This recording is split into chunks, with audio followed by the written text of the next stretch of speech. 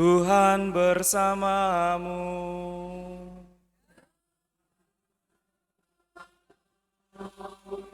Inilah Injil suci menurut Lukas.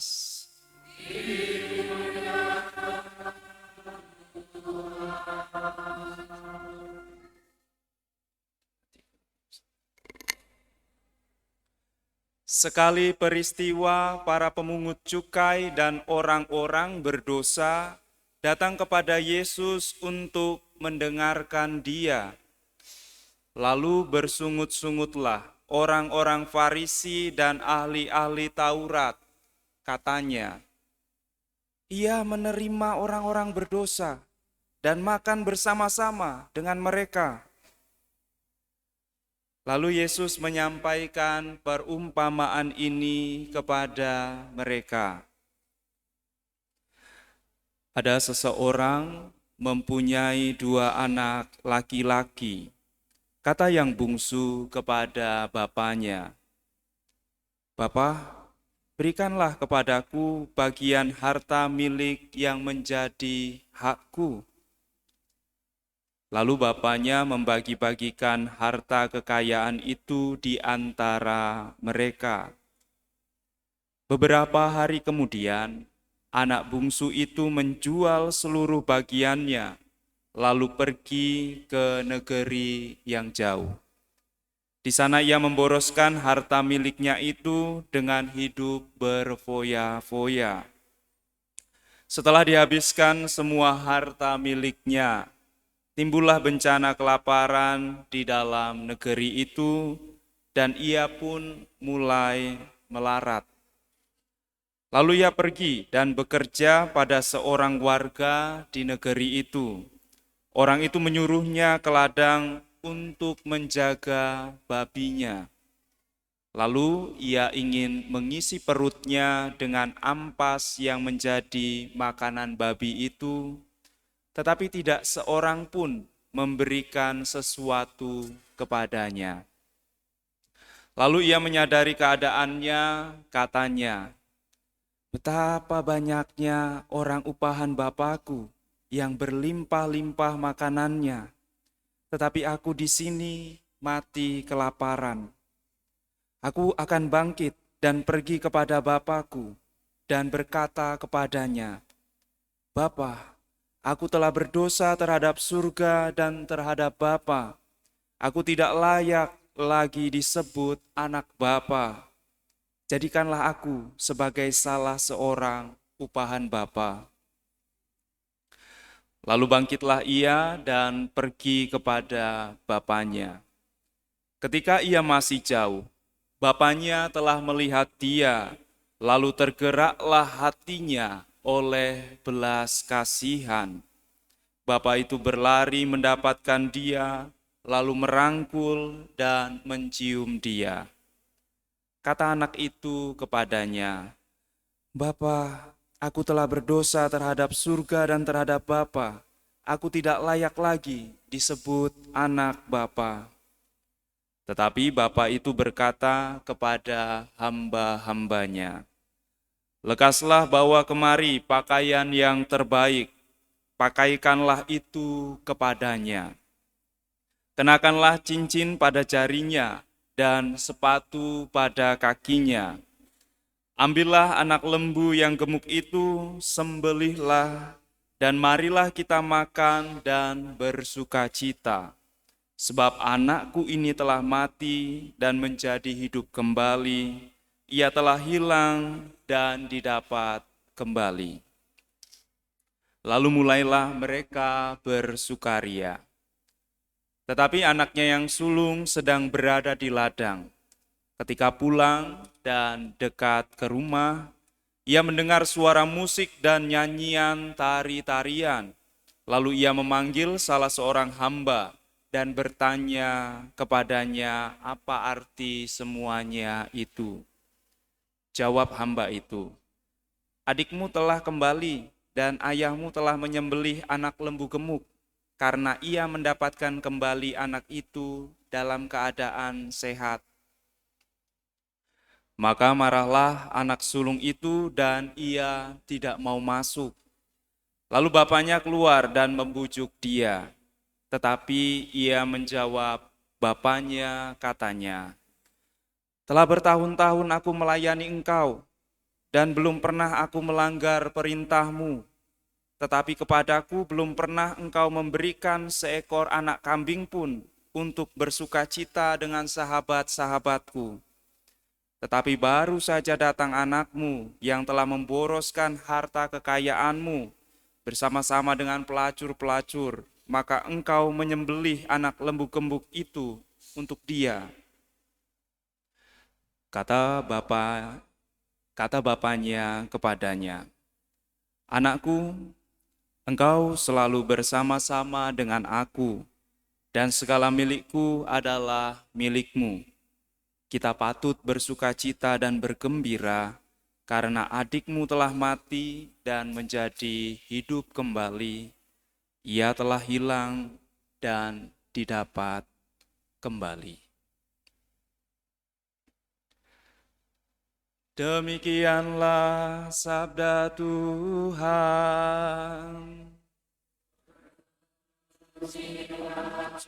Dosa-dosa kami dihapus.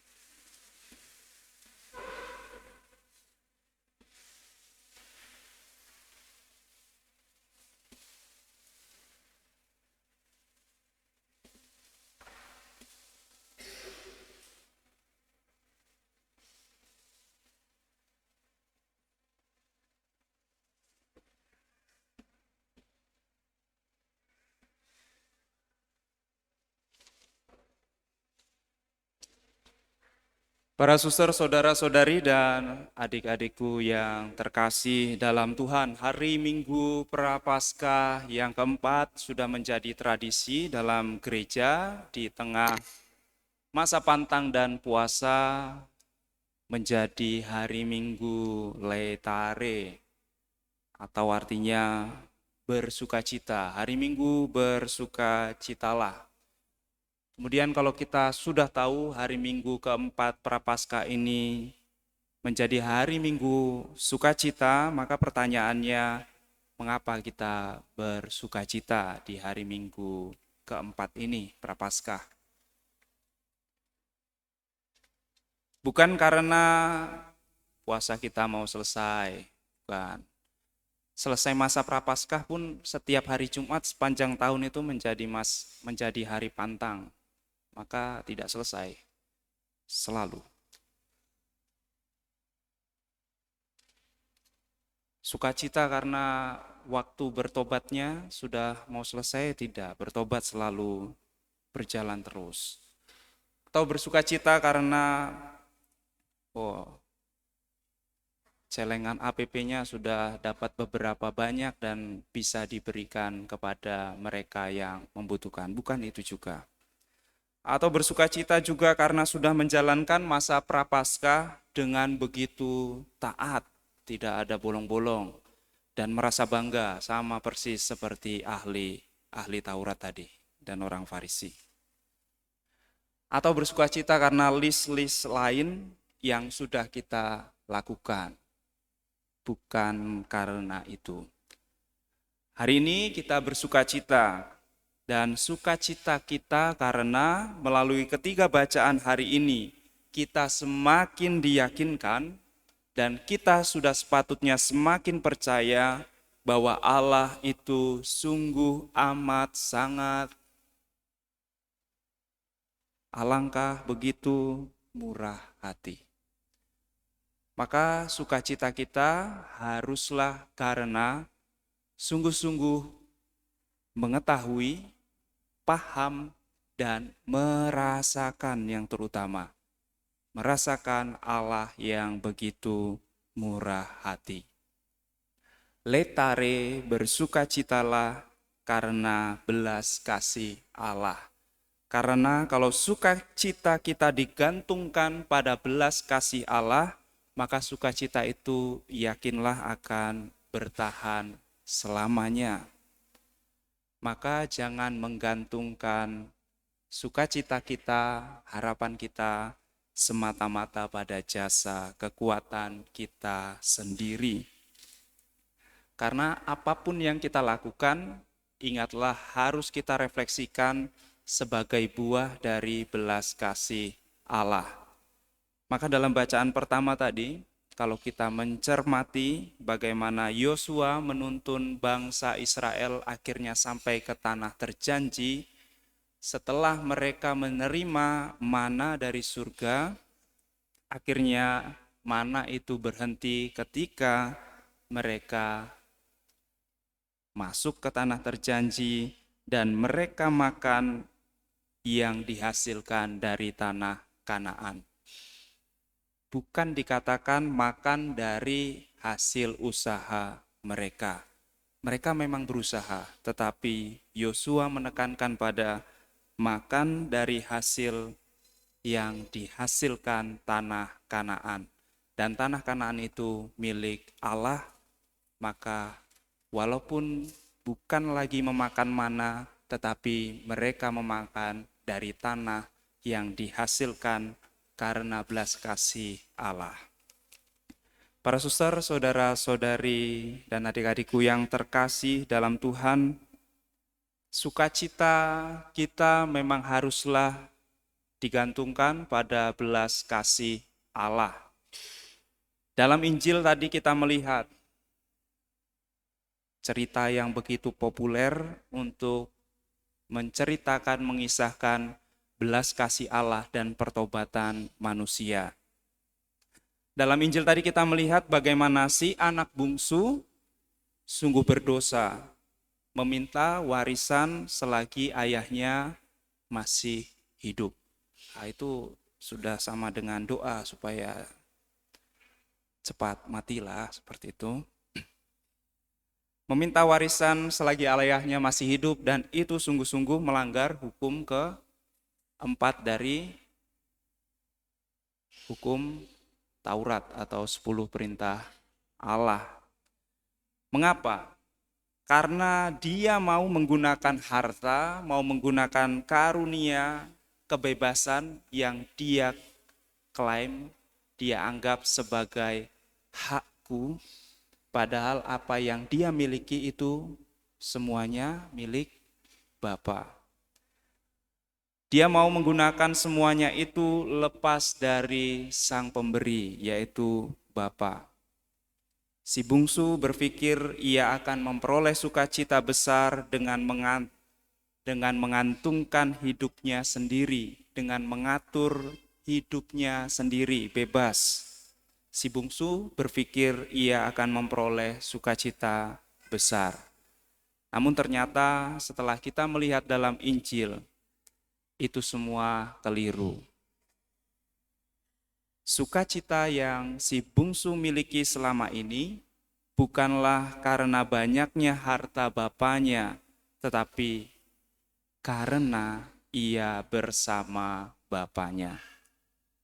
Sukacita yang dimiliki oleh si bungsu adalah karena ia bersama dengan bapaknya. Dan ia karena menyadari itu, ia bahkan mau kembali hanya untuk bisa bersama bapaknya. Dia merendahkan dirinya serendah-rendahnya, walaupun hanya menjadi seorang upahan, bawahan. Karena dia menyadari sukacitanya ternyata selama ini karena dia bersama dengan bapaknya. Dan yang di luar ekspektasi dia, ternyata bapaknya begitu murah hati, ketika si bungsu kembali, dia disambut, dikembalikan lagi status keanakannya, dikenakan pakaian jubah, cincin, dan kasut, simbol bagi orang yang merdeka, dan diadakan pesta untuknya. Inilah sukacita mengetahui begitu berbelas kasihnya Allah kepada kita. Dan kalau kita kemudian melihat si anak sulung, ternyata sama saja. Si anak sulung ini seperti si bungsu. Dia berpikir bahwa sukacitanya adalah saat harta bapaknya diberikan untuk dirinya. Hanya bedanya dengan si bungsu, si sulungnya ini kurang berani. Ya, kurang berani ngomong, itu aja bedanya. Dan lebih parahnya lagi kalau dalam bahasa aslinya, dalam terjemahan bahasa Indonesianya sudah diperhalus. Ketika si sulung dijumpai oleh bapaknya, dia berkata bukan menggunakan bapa, tetapi kau. Jadi ketika bapaknya datang, kenapa kamu sedih? Adikmu kembali. Lalu si kakaknya berkata, mengapa kau menerima dia? Bukannya aku selama ini bersama-sama dengan kamu dan kau tidak memberikan seekor anak kambingku kepada saya. Dan sementara anakmu, dia tidak berkata adikku, dia berkata sementara anakmu yang sudah menghambur-hamburkan uang itu, kembali kamu menerimanya dan menyembelih lembu yang tambun serta mengadakan pesta. Dari kata-kata kakaknya, si sulung ini, dia juga tidak mengetahui sukacita yang sejati. Karena tidak sesuai dengan pikirannya, dia sampai rela untuk memutuskan hubungan dengan bapaknya. Dia tidak lagi mengatakan bapa, tetapi kau. Kenapa kau mengadakan pesta? Dan mengapa ketika anakmu, dia bukan mengatakan adikku? Maka para suster, saudara-saudari yang terkasih dalam Tuhan, di hari Minggu Letare Sukacita ini, mari kita juga memusatkan harapan hidup kita pada kasih Bapa. Karena kasih Bapa lah yang harus menjadi sukacita. Dan ketika kasih Bapa itu menjadi pusat sukacita kita, kita akan disatukan. Dan dalam bacaan yang kedua, kita diteguhkan kembali bahwa kasih itu berwujud dalam diri Yesus Kristus, Putranya. Dialah yang mendamaikan kita dengan Allah dan dengan sesama. Maka mari kita diajak untuk tinggal di dalam Kristus, dalam kasih, dalam ajaran, dalam pengorbanannya. Sambutlah belas kasih, pengampunan yang ditawarkan Allah, yang dipercayakan melalui gereja. Bertobatlah jika kita seperti anak bungsu, dan bertobat jugalah kalau kita seperti anak sulung. Meskipun kelihatannya melakukan segala sesuatu dengan baik ke gereja, doa lingkungan, melakukannya semua dengan baik, tetapi ternyata hati kita gantungkan pada harta. Kita bersyukur pada apa yang diberikan oleh Tuhan, bukan bersyukur kepada Tuhan Sang Pemberinya. Maka mari kita bertobat, dan kapanpun kita kembali, di situ Bapa siap menyambut kita. Bapa melalui Putranya sudah siap menyambutmu, dan Roh Kudus akan menyucikan dirimu. Maka mari bersukacitalah dan bertobatlah. Semoga Tuhan memberkati kita.